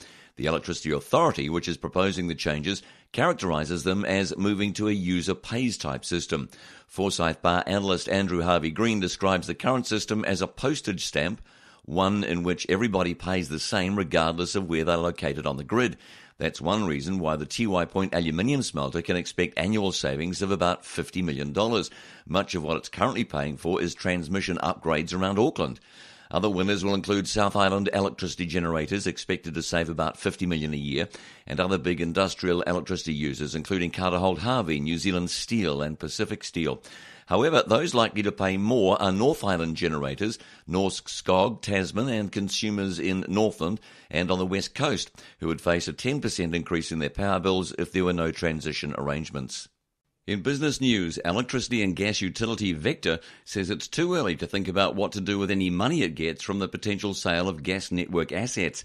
On June 3, Vector said it had received unsolicited interest in gas transmission and non-Auckland distribution networks and had hired Goldman Sachs to look at its options. Regulatory disclosures indicate the businesses have a regulated asset base of about $695 million. Their market value is likely to be considerably higher and could exceed $1 billion. Although Vector regards the assets as highly attractive, a sale would generate options to pay down debt, pay money out to shareholders, or reinvest in growth opportunities. But Vector hasn't started thinking about that, says a spokeswoman. We are a long way from that thought process. At present, we're going through the exercise with Goldman's, and we'll see where we get to once that is complete. Fund manager Matt Goodson of Salt Funds says Vector is doing the right thing to look at a potential sale if someone's prepared to pay serious dollars.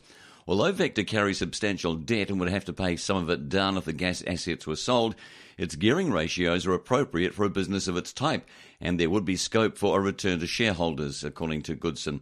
Forsyth Bar's senior equity analyst Andrew Harvey-Green sees an element of debt repayment as likely but is not expecting a payout. He says, I wouldn't necessarily see a distribution to shareholders. It's possible, but I suspect they'll probably look to recycle the capital. The buying interest is seen as likely to come from overseas, with the Australian Financial Review named infrastructure owner Duet Group as a possible bidder, along with ASX-listed gas pipeline owner APA Group and the New Zealand Super Fund. Vector doesn't report separately on the gas businesses being considered for sale. However, some information is provided in regulatory disclosures. The transmission business involves about 2,300 kilometres of North Island pipeline from Taranaki to Whangarei, generating regulatory revenue of about 88 million and operating profit of about 55 million. NBR Radio. Free to air online. NBR, the meeting place of intelligent business. And now reaction to our economic growth. Economists say New Zealand's annual economic growth is comfortably above the average for OECD countries, but that's unlikely to stop the Reserve Bank rushing to cut interest rates again at its earliest opportunity on July 23rd. GDP grew at just 2% in the first quarter, a third of the pace expected by the central bank and economists, and the weakest in 2 years. Both the oil and gas and dairy sectors suffered from weaker prices in the first quarter, which resulted in lower production. Milk output was also hurt by drought. Annual average growth was 3.2%. Market reaction to the data was swift. The Kiwi dollar shed about half a US cent to trade recently at 69 US, and swap rates fell. Economists at ANZ Bank New Zealand revised its projection for the OCR, adding a third cut this year following one already penciled in for July.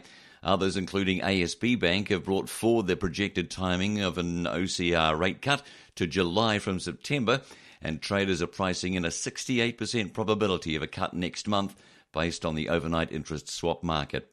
Jane Turner, senior economist at ASB, said, "While most of the areas of weakness are unlikely to be sustained, we still expect the weaker result should be enough cause for concern on its own, particularly given the Reserve Bank's relatively bullish medium-term growth forecasts. We can no longer see why the Reserve Bank will wait until September." In defending the government's economic performance, Finance Minister Bill English said Treasury had anticipated a downturn in dairy output, while growth in retail, trade, accommodation and construction suggested the economy was enjoying solid, sustainable growth. Mr English also noted that annual growth in New Zealand at 2.6% in the year was faster than the 1.9% average rate for countries in the OECD.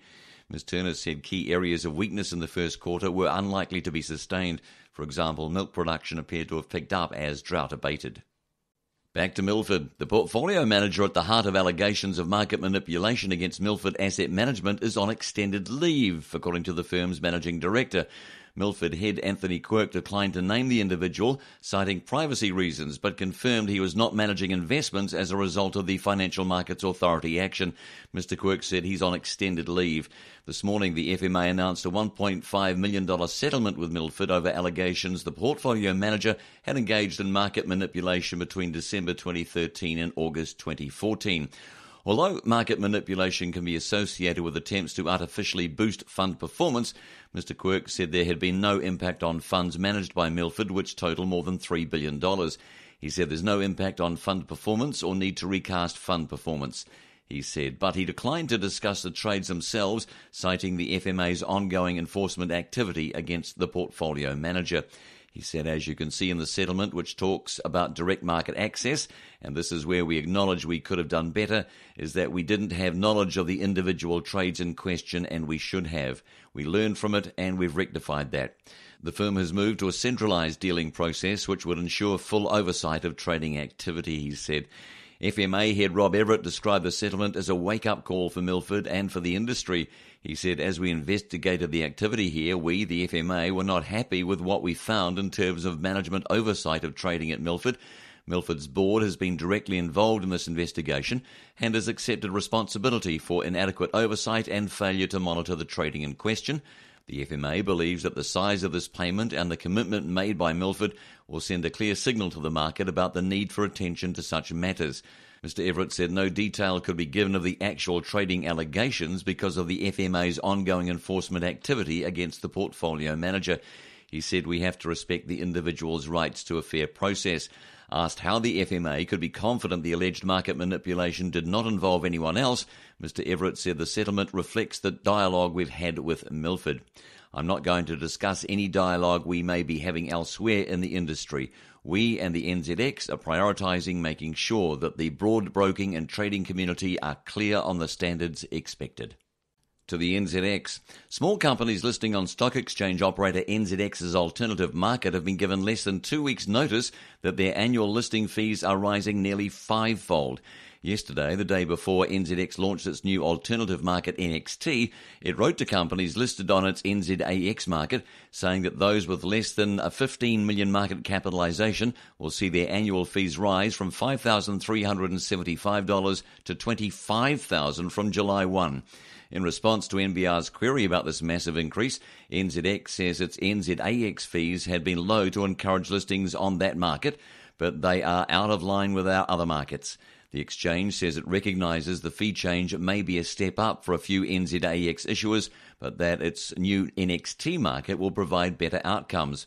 NZX says, we have been and will be actively working with NZAX issuers on what a move to the NXT market might offer them. Overall, we think the benefits of NXT offers good value to these companies. NXT will offer companies independent research, assured liquidity, a more appropriate disclosure regime and fewer and simpler rules, it says. NXT is targeting companies with market capitalizations of between 10 and 100 million. The NXT annual listing fee is $30,000. Tony Falkenstein is chairman and major shareholder of one of the companies affected, Just Water International, which has been listed on NZAX since 2004 and has a market capitalisation of $12.6 million. Mr. Falkenstein says NZX is imposing the fee increase without discussion, and quite blatantly they're saying we don't want you in the NZAX, so we're going to up your fees until you succumb to joining NXT or NZX. He says, I think it's an abuse of monopoly powers. He says the exchange used exactly the same form of words, such as encouraging small companies to list and providing an avenue for raising capital when it set up NZAX. But NZAX proved to be a disappointment. He said what's evolved is something that's really just a trading portal, and very few NZAX companies have been able to raise capital. Mr. Falkenstein says NZAX has essentially been competing with the unlisted market, and now NZX is trying to stop unlisted from operating. He says to behave in this arrogant manner, pushing a new concept that cannot work, is deplorable, and the board of the NZX should be ashamed of itself. NBR Radio. With Clooney Restaurant now offering Auckland's most exclusive private dining room. NBR Radio. To Ngāi Tahu. Ngāi Tahu spent a decade studying the Auckland property market before deciding on a move into the country's biggest city as a developer. Ngāi Tahu Property Chief Executive Tony Saul says there are significant opportunities for the South Island's largest iwi given the housing shortage as well as commercial and industrial property. Mr. Saul says Ngāi Tahu Property is already in discussions with partners on 2 medium-sized housing developments. They're not as big as our 2,000-section Christchurch development he said at the old Wigram Air Force Base, but still sizable. Neither of the developments are on SHA land, and Mr. Saul says Ngāi Tahu has not looked at the criteria for developments on land given that status, but would be interested in the future. He said there's a bit more depth to the Auckland market than the rest of the country, and we have to take our place in the bunch. He says housing is a clear tracker for the iwi, and the only way Auckland is going to solve its housing crisis is by building a lot more homes. Mr. Saul says we're going into the Auckland market with our eyes wide open, and we have good capability with a track record and expertise in large-scale housing to back it up. Pundits are predicting the Christchurch property market will come off its post-earthquake high, but Mr. Saul says all the market will do is step back to pre-earthquake levels, and Ngāi Tahu was doing well then. High land prices in Auckland are not particularly worrying to Ngāi Tahu Property. They say people are always complaining about the cost of land, but it has been a continuing story since the 1950s. If supply is tight, it pushes prices up. Mr. Saul says when it comes to housing, it's the finished cost of a home that is critical, and working back from there to determine whether a development is viable. Ngāi Tahu has appointed Eden Park Chief Executive David Kennedy as General Manager of its Auckland office. He will start in late August with a support person. Mr. Saul says he will have full support from Ngāi Tahu's Christchurch headquarters. Mr. Kennedy has been on Ngāi Tahu Properties board for 6 years and will look after the relationships the iwi has established already in Auckland's property market and scout for new opportunities. To the IMF report, economists aren't so sure the latest IMF report, which makes the case New Zealand shouldn't pay down its debt, is the best option for the country. A report from the IMF, When Should Public Debt Be Reduced?, made the controversial call countries in economic positions similar to New Zealand's can afford not to worry about repaying public debt in a hurry. It not only argues New Zealand does not have to worry about paying back its debt, it can allow the debt ratio to decline through growth organically, but can actually afford to take on a lot more. The OECD's latest numbers reveal New Zealand has one of the lowest levels of government debt in the group, just under 40%. The research argues New Zealand can increase its debt to 228.1% of GDP from its current levels before running into problems. New Zealand Initiative Head of Research Eric Crampton says although the IMF is right that New Zealand has a low net debt ratio, a lot of capacity to take on more public debt and reducing debt should not be a primary consideration for the government. There are still some question marks ahead. He says in the long term, looming fiscal challenges relating to New Zealand's ageing population and increasing cost of superannuation are areas of concern. He said this means it's important we set in place policies to help ensure we do not have a debt blowout in years to come. New Zealand Institute of Economic Research economist Curtin Lees expresses similar concerns. He says New Zealand's future liabilities are currently unfunded and not integrated into the analysis. He says this means there will be less fiscal space in the future, making it harder to reduce debt than with fewer workers for every pensioner. He adds that the report neglects terms of trade effects, meaning it's been easier for New Zealand to achieve surpluses or at least reduce the budget deficit relative to other times. To forestry, detailed rules governing the environmental impact of the plantation forestry industry are being taken out of the hands of local government and replaced by a new national environmental standard under the Resource Management Act in a bid to streamline forestry operations and improve environmental outcomes. The forestry sector is the latest to be targeted by an NES or one of its companion documents, a national policy statement, as the government moves increasingly to use the RMA's tools for nationally dictated standards. The NES, first mooted in 2009, had been delayed while the government settled freshwater policy, now also the subject of an NES, and is intended to deal with what officials judged had become a level of unwarranted variation across 78 different local bodies' rules for forestry operations, creating both operational uncertainty for forestry companies and uncertain environmental outcomes. The regulatory impact statement released with the new NES says unwarranted variation is defined as variation that does not provide any discernible environmental, economic, social or cultural benefit and imposes a cost on forestry sector participants. Among key areas to be covered by the NES are rules on erosion, earthworks and river crossings and water quality. The new National Planning Framework, which is now open for public consultation and is expected to be implemented next year, will codify good industry and environment practice.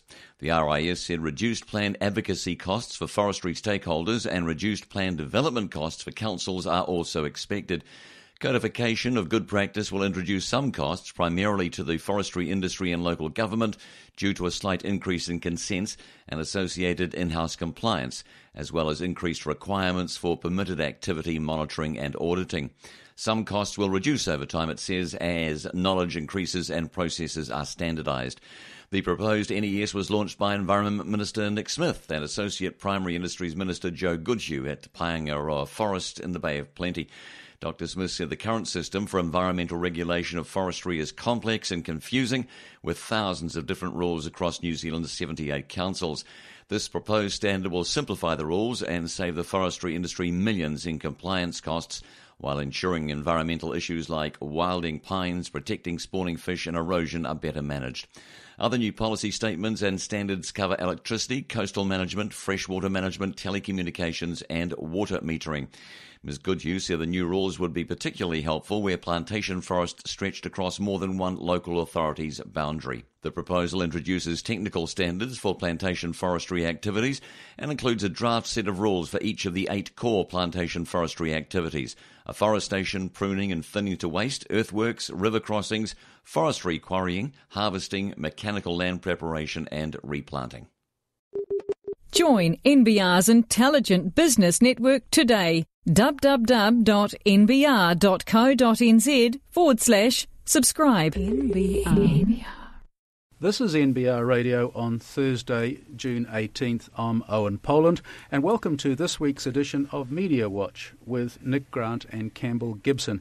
And I guess the big talking point this week, guys, is the announcement that the Herald's gossip columnist Rachel Glusina is departing NZME after 10 years and going to MediaWorks as part of a new digital entertainment strategy. What do you make of that? Well, yeah, weirdly, I mean, you wouldn't think it was such a big story, but it's quite fascinating. There are various facets to it. I mean, it definitely indicates the way that MediaWorks is heading. But yeah, it was announced Rachel Glusina announced via her Twitter account yesterday that she is departing the Herald. She's been doing a gossip column first for the Herald on Sunday and latterly for the New Zealand Herald over the past decade.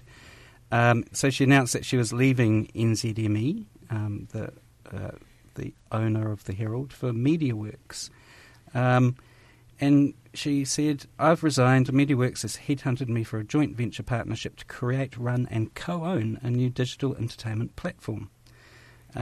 What that actually means, we had to go to the MediaWorks website for a media release that actually hadn't been sent to the media for some reason, but in which it was explained by Mark Weldon that essentially this brand is going to be a digital one, so online, and it's going to feature snackable, shareable content, in inverted commas. So we can presume that it's going to involve a lot of short video clips that about celebrities and various other subjects of gossip. Campbell, what sort of audience do you think MediaWorks will be targeting with this snackable menu of entertainment and gossip? Yeah, it's a very euphemistic way to phrase that sort of thing. Well, TV3, MediaWorks rather, has been making great strides to try and attract the 25 to 54 demographic, because that is the prime advertising age group that advertisers are wanting to go after. And it's been, they've made quite a loud announcement that they're trying to go after this with more Dancing with the Stars, more reality TV shows in general, and now we've got this Rachel Glusina digital platform. I'm interested in this snackable concept, Nick. Yeah, I'm not particularly to say. Well, yeah, you can see. For some years it's been common knowledge within the media industry anyway that video clips on websites are the way to go in terms of your traffic metrics, because people stay on that page longer, and so but it's also short attention spans too, isn't it? That's true. Yeah. So, and if maybe you've had a snack, you might want something more substantial somewhere else. Well, you'd think so, though. Maybe if you gorge on snacks, you might not have room for anything else. Yeah, it's. I think you can. See that trend across a lot of different media companies and platforms. Certainly if you look at the Herald's website, for instance, I think much to the misery of some of the people who work there, the really fluffy kind of entertainment, kind of gossipy things that much of which is international news that you can get from anywhere, does get extraordinarily high click-throughs, and so it's kind of mixed blessing for media companies being able to see exactly what's attracting the traffic, because there is the temptation to chase that traffic as opposed to hold the line with really worthwhile content. If I could just jump in there, basically with snackable content and the click-through rates that media organisations that are going after, it's sort of testament to how the advertising model for news sites has sort of evolved over the past couple of years due to just the nature of the internet. So advertisers measure a lot of their metrics on... They do measure time spent, but a lot of the time they just want to see how many unique browsers have clicked on those stories where they're advertising. And there just doesn't seem to be too much of an appetite for readers reading long forms of content, because having a reader read something for 5+ minutes may deliver more advertising revenue in the long term, but if that same reader clicks on several stories within that same 5-minute time frame, then the advertiser's going to prefer that much more. So it's just how it works. You're listening to Media Watch with Campbell Gibson and Nick Grant. And Nick, just very briefly in terms of Rachel Glusina's CV, she says she's going to co-own this platform. It sounds like some kind of joint venture. What kind of business background does she have? Well, reportedly she has her own PR company that came to light during the flap about Ponygate and the claims about about her misrepresenting herself originally to the waitress in question as a PR person who was helping the owners of the cafe work their way through the media interest in that story. So she has had, and it'll be interesting to see whether or not she's parking that PR company when she takes this job. But what is really required for a PR company except for a full address book and a phone number and a business card? I'm not entirely sure. So you'd have to ask entirely why MediaWorks has chosen to go into this co-ownership joint venture arrangement with Ms. Glusina. And of course, this is part of what appears to be MediaWorks getting more and more into vertical integration of its business. Events management is part of it, and you think that's all tied into one big marketing initiative. Yeah, absolutely. I think the events company you refer to, they bought that in the last month or two when an Australian media company was selling it. So that's going to essentially mean that they are going to produce and promote various acts that tour New Zealand and other events, so various pop stars and so on. And in terms of the way the vertical integration is going to work with that is obviously, they've got radio platforms, TV platforms and digital platforms where they can promote this other side of their business, which kind of, you suppose that also will mean that they won't promote those acts that are being produced and promoted by other businesses, including NZME, who also has got into events recently. And I think you'll see that with Ms. Glusina's thing as well. Is that the content will focus on? Well, I think the stable. Yeah, I think you'll see a lot of fluffy, positive stories about MediaWorks stars, and rather less kind items about anyone aligned with other media companies. You can already see this kind of vertical integration within MediaWorks with the number of MediaWorks employees who are contestants on Dancing with the Stars. One of whom was a contestant on the Bachelor.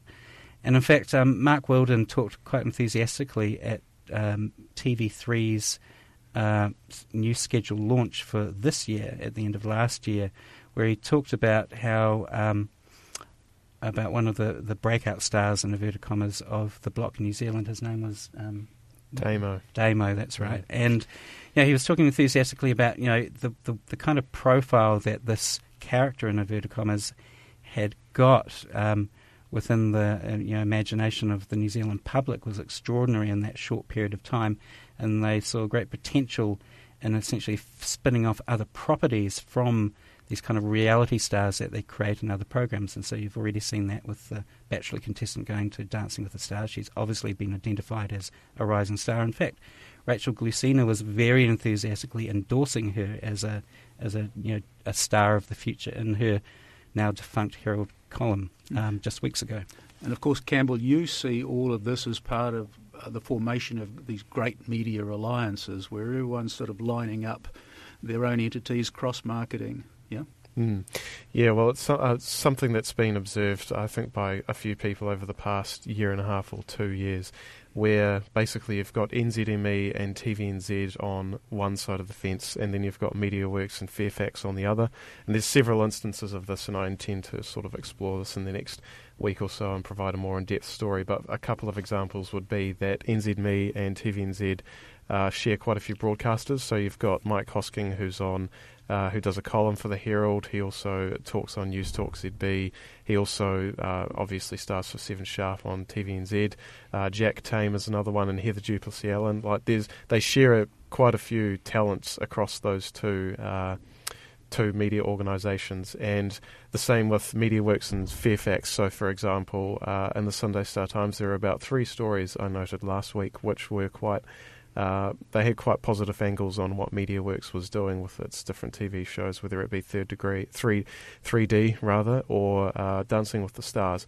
And they haven't really declared all-out war on each other, so to speak, but you will definitely see, I believe, in the future, they will be critiquing each other a little bit more. And I mean, you can see how that makes sense as a business plan up to a point, but the point where it ceases to become so is when your audience realises what's going on and starts to distrust all the content that you're putting out. And I think it's kind of revealing the way in which this Glycina story was reported, or rather not reported yesterday. Other than NBR, the only media organisation that we can find that's really covered it was TVNZ. So Stuff has left it alone. The NZ Herald has left it alone. So there's this partiality creeping into the decisions about do you cover or not to cover, and what the tone you take is if you do indeed cover a story. And that's this week's edition of Media Watch. My thanks to Nick Grant and Campbell Gibson. NBR Radio with the Property Press. It's out now to show you around. To our meat industry, Beef and Lamb New Zealand says it won't proceed with a joint market development body because meat companies and exporters balked at paying half of the $8 million cost. The decision by meat processors to continue funding their own marketing rather than putting up some $4 million for a joint effort with Beef and Lamb means the farmer-owned industry organisation won't proceed with the plan. Beef and Lamb spends about $8 million on its own to fund the country of origin marketing program. It had proposed that processors pick up half the cost to reduce the funding required from farmers under their commodity levy. It spent 2 years of one-on-one meetings and workshops with meat companies trying to get the proposal over the line. Beef and Lamb Chairman James Parsons says, naturally, after all the hard work, it's disappointing that we weren't able to get agreement. The Beef and Lamb board and senior management team is now taking a deep breath and considering next steps before we shape up our final proposition to put to farmers for the 2016 to 22 commodity levy cycle. The meat industry has struggled to agree on stripping out surplus capacity as companies chase livestock to keep their chains busy, while some, like Silver Fern Farms, have pushed a value-add branded product onto supermarket shelves and export markets. Others are content to service the commodity end of the market. Bill Faulkner, chairman of the Meat Industry Association, said processors already invest more than $8 million in their own brand promotions, and this will increase as new markets are developed. Considerable time was spent usefully exploring the possible content and cost of a country of origin program.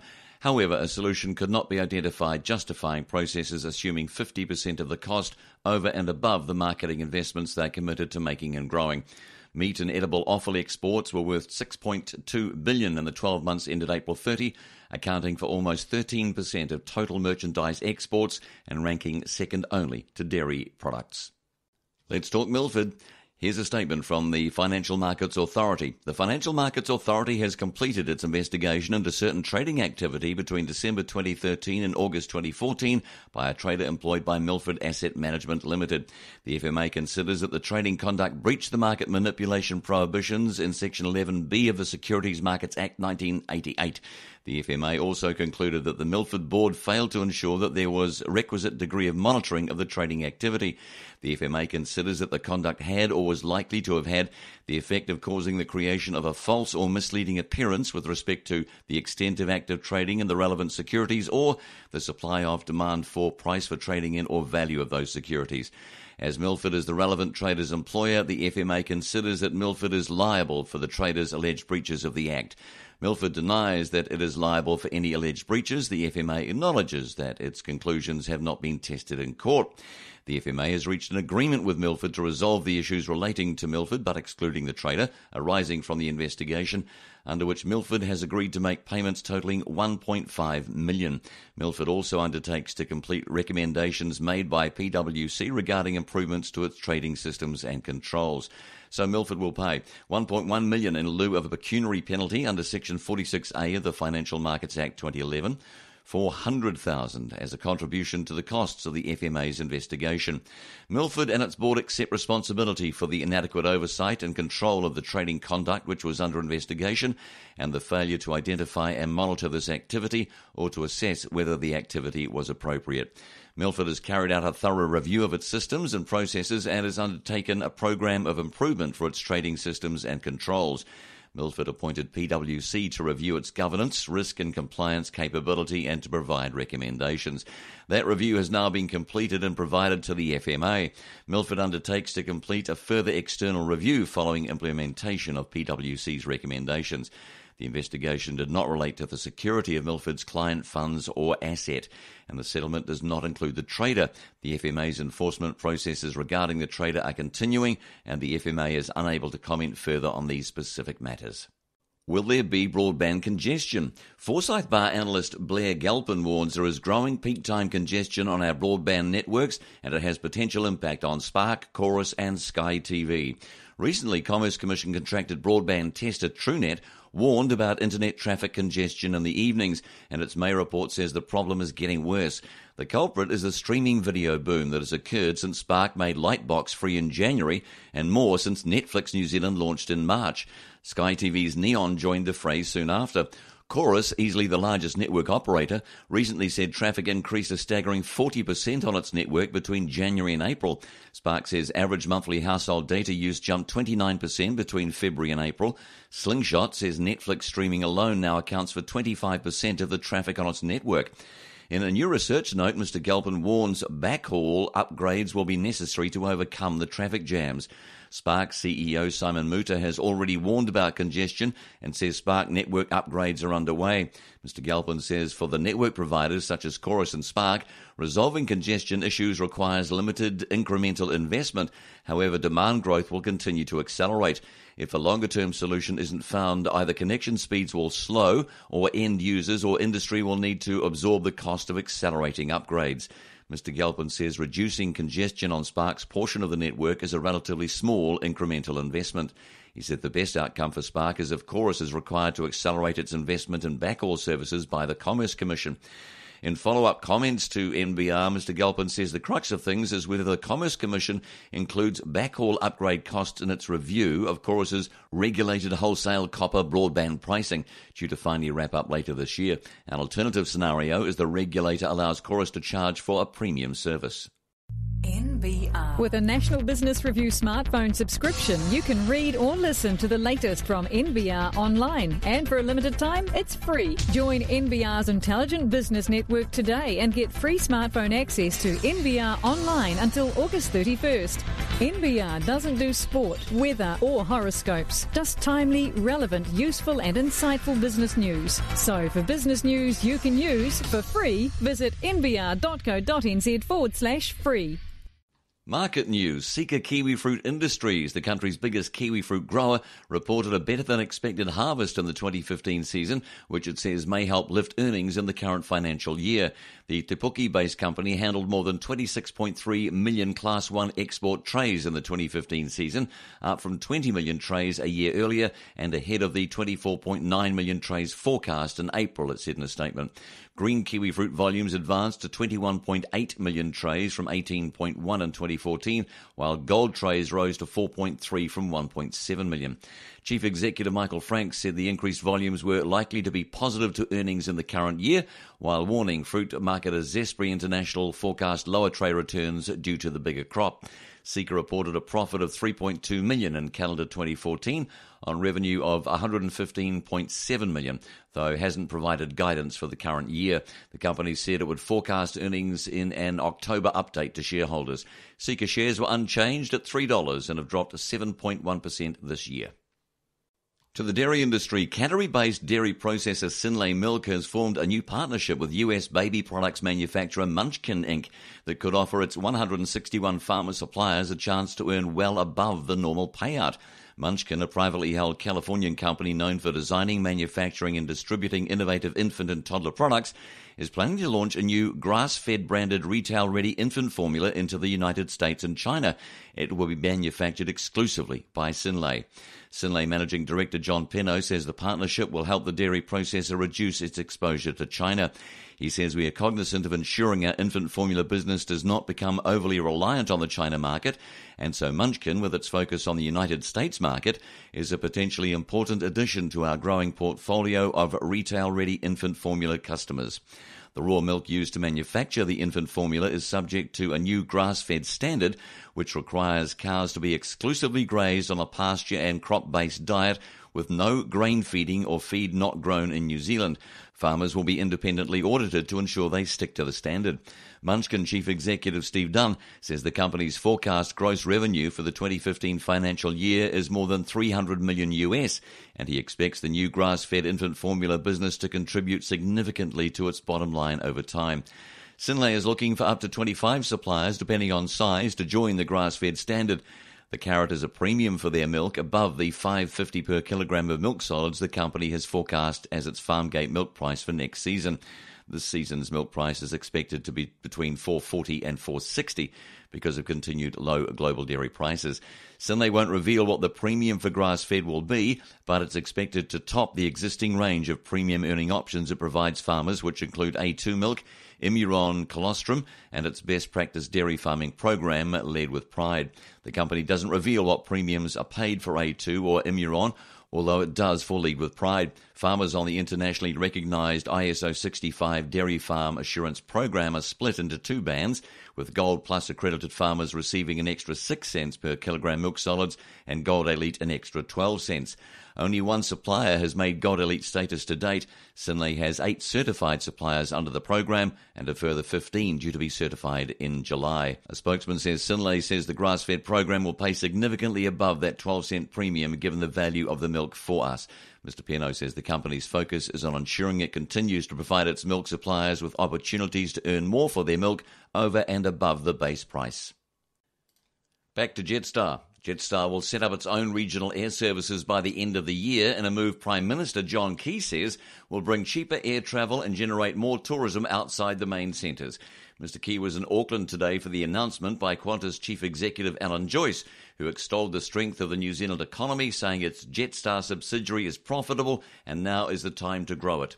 The new services will be to at least 4 regional destinations initially, with some of those under consideration being Hamilton, Rotorua, New Plymouth, Napier and Palmerston North in the North Island, and Nelson and Invercargill in the South Island. They will be operated by a fleet of 5 50-seat Bombardier Q300 turboprop aircraft, previously run by QantasLink in Australia. The new venture is expected to create at least 100 new jobs for pilots, cabin crew and ground staff. Jetstar currently has a staff of 400 in New Zealand to run its main trunk jet services. Regional fares will go on sale in September, with first flights taking off in early December, in time for the busy summer and holiday season, according to Jetstar. Mr. Joyce says this is the next stage of the growth of Jetstar in New Zealand. We're also pleased to see how well the New Zealand economy is going. The airline will consult with airports, local government and businesses in the proposed regional centres over the next 2 months before the network and flights frequencies are announced in September.